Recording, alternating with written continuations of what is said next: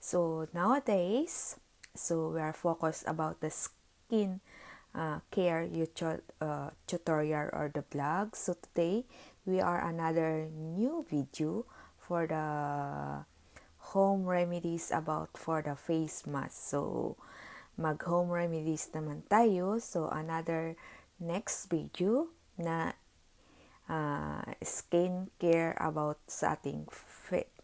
So it's easy only na makikita sa kusina. So una-una is, alam nyo ba yung turmeric powder? Yan, this is turmeric. So you know what is the benefits of turmeric. So after 3 months, nasa video ko yun kung ano ang turmeric powder. So ito yun sa Tagalog is yung luyang dilaw. Pero sa English is turmeric powder. This is the famous of the spicy of Indian country. Yan. Kasi ginagamit din ito sa mga pagluluto. So, hindi lang ito sa pagluluto. So, ginagamit din ito ay pang beauty hacks, DIY, ganyan, and then face mask. So, maraming benefits yung turmeric powder. So, today, we are the blog about for the how to make face mask turmeric for the hyperpigmentation and wrinkle our face. So that's guys, una-una ingredients is turmeric powder. Maglagay lang kayo ng 2 teaspoon sa bowl. Ganyan. Tapos, kailangan natin yung lemon, extract juice. So, and then yogurt. So, mayroon akong ginawa. Ito na, nilagay ko na yan. Nilagay ko siya ng steel kasi nga, di ba, yung turmeric is yellow. So, nilagay ko siya ng 2 teaspoon and then 2 yogurt also. Yung puti is yogurt, guys. So, i-mix natin together. So, ito yun. Squeeze natin yung lemon juice. Yan. This is for the hyperpigmentation, guys. Yung face mask. Yun, guys. So, we are continuous. So, mayroon siyang lemon, yogurt, and turmeric powder. So, we mix together. Yan. I-mix yun siya.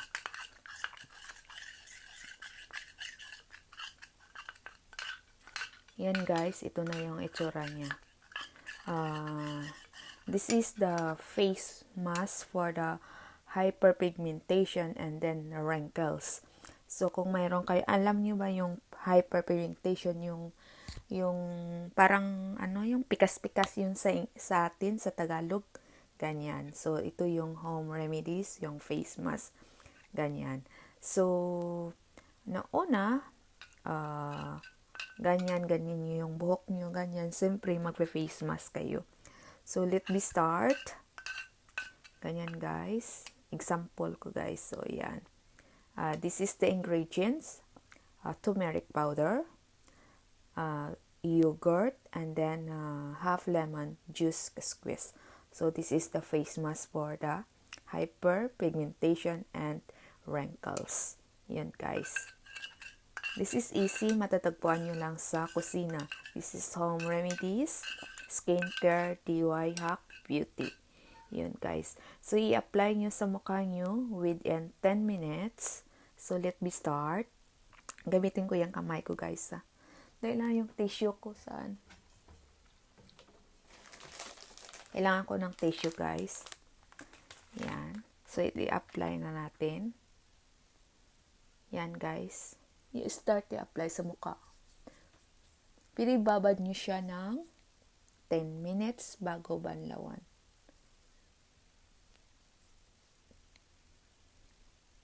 Yan, guys.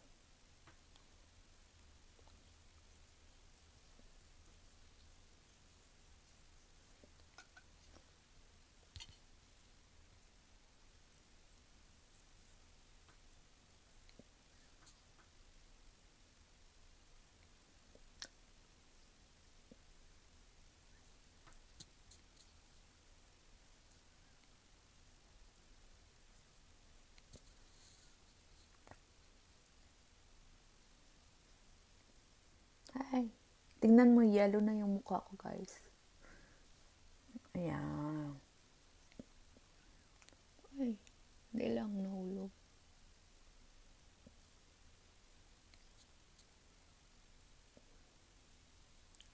Yun, guys, ang face mask for hyperpigmentation and then wrinkles.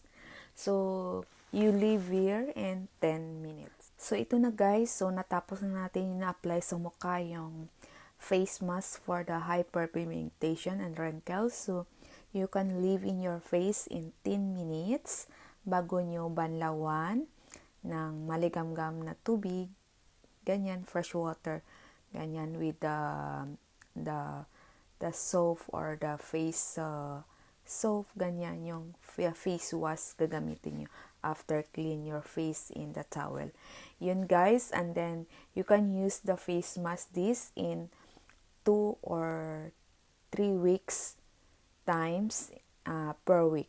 So yun ang sabi guys, so you can use your face mask 2 or 3 times per week. So sa 1 week, gawin nyo siya 2 times or 3 times. Ganyan guys.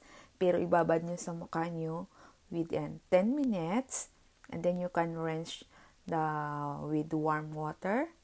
And then after that guys, pagkatapos yung banlawan, pwede ninyong mag-apply na kayo ng moisturizer sa mukha nyo. And then ma-feel nyo ng soft and bright yung skin nyo. Yun guys. Yan. Easy, it's very easy guys. Makikita nyo lang sa kusina. Yan. Yun guys. Hope guys, this today our vlog, mayroon kayo namang natutunan about sa DIY beauty hacks for the how to make the face mask for hyperpigmentation and wrinkles. That is Homeremidies.